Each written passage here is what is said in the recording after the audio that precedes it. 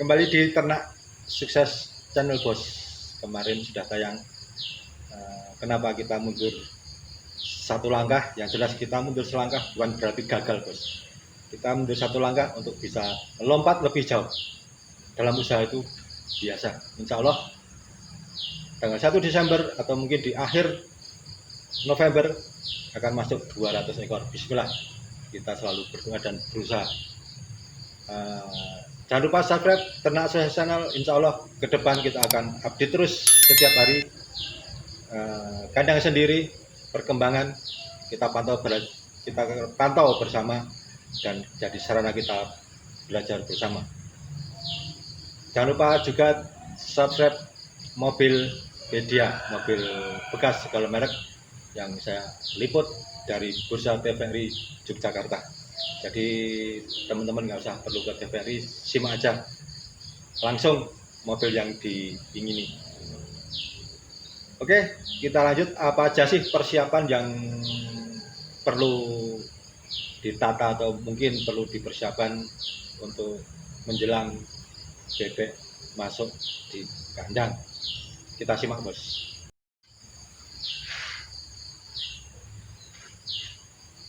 Oke bos, kita lanjut. Nah, apa aja sih yang perlu dipersiapkan sebelum bebek masuk di kandang?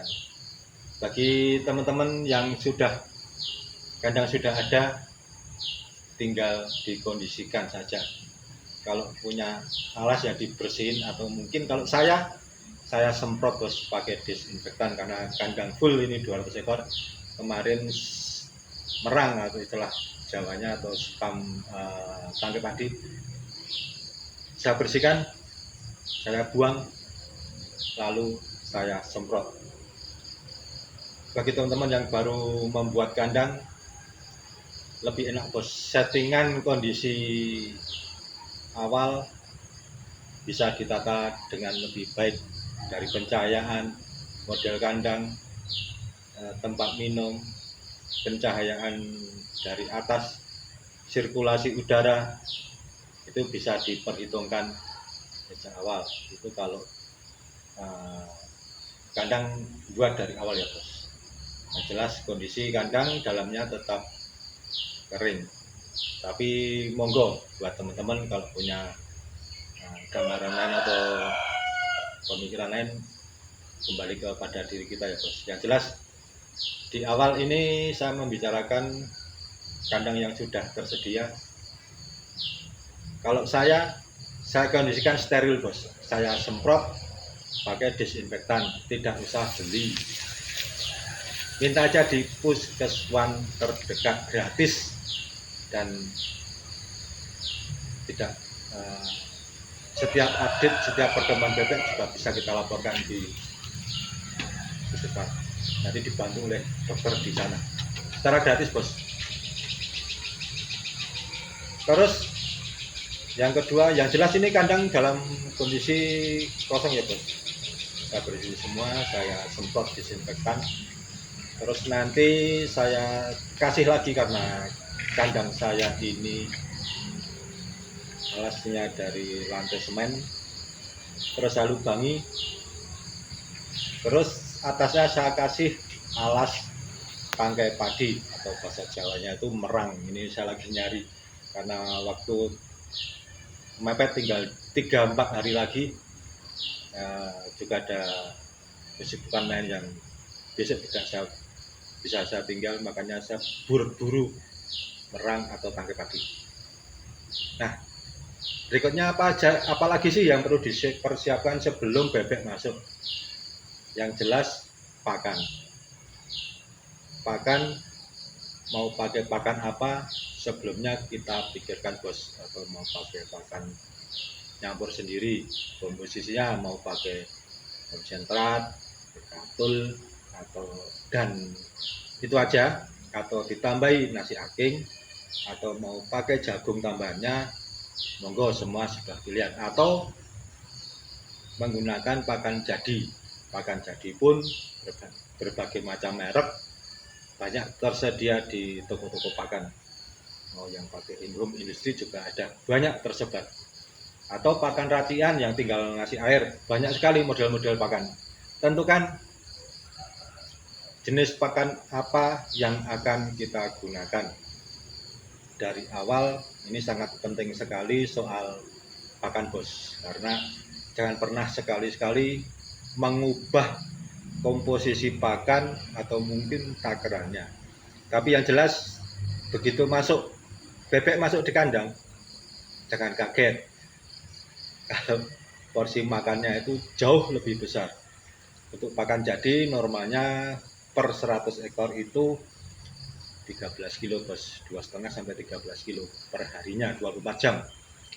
Pemberian pakan bisa 1 kali sehari, misalnya pagi terus besoknya pagi lagi, atau mau dipakai pagi dan sore monggo, tapi lebih efektif waktunya, efisien itu pagi hari aja atau sore hari saja.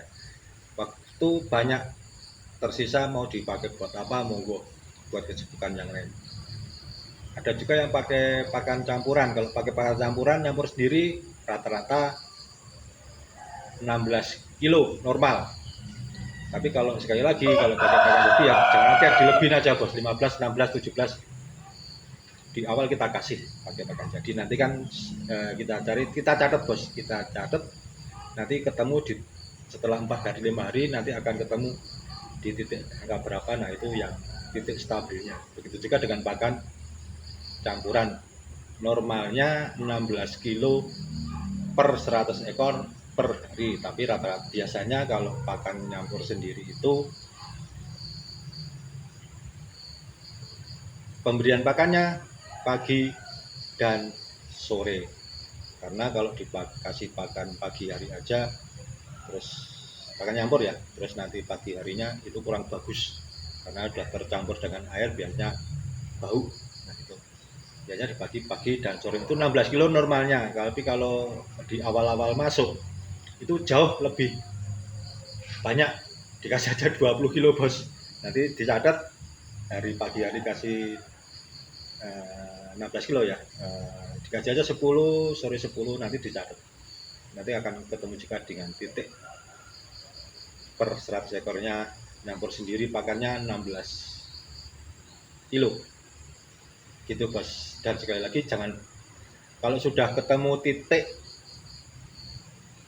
pakannya dengan yang stabil, jangan pernah ganti-ganti komposisi untuk yang pakan campuran. Nanti terus ditambahi, wah ini kurang bagus, berubah. Demikian juga pakan jadi. Kondisi banyak sekali mempengaruhi produksi telurnya itu menurun. Faktor cuaca, faktor lingkungan.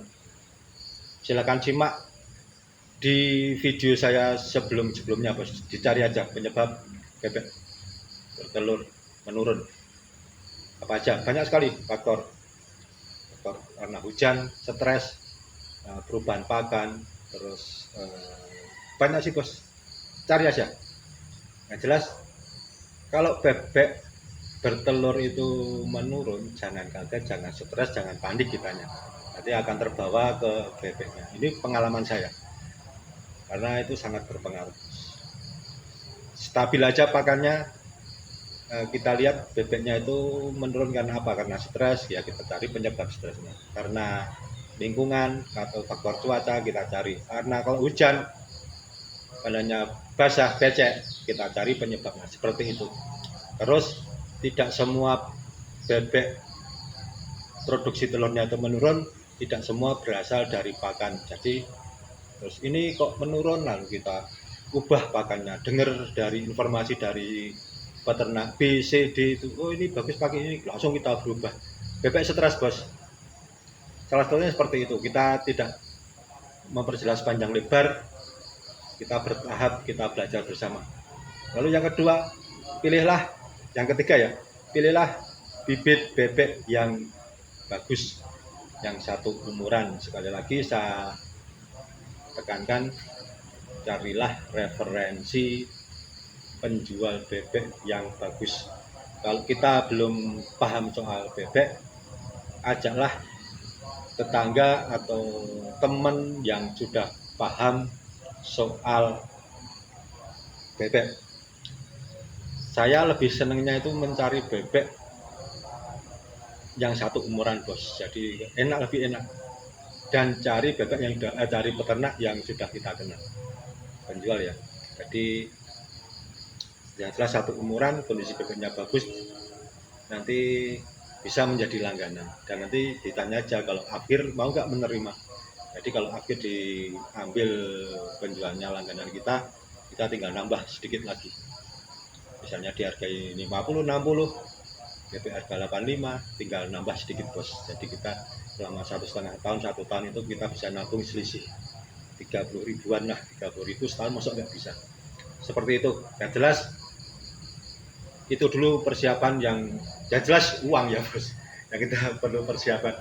Yang jelas kandang kita persiapkan dengan baik, kita kondisikan air minumnya apa aja yang kita mau, salurannya bagaimana, kondisi kandangnya yang jelas, pakan sudah saya sampaikan, dan bibit. Jadi jangan sampai nanti bebek masuk pakan belum tersedia dan kita belum mempersiapkan apa sih pakan yang mau kita pakai,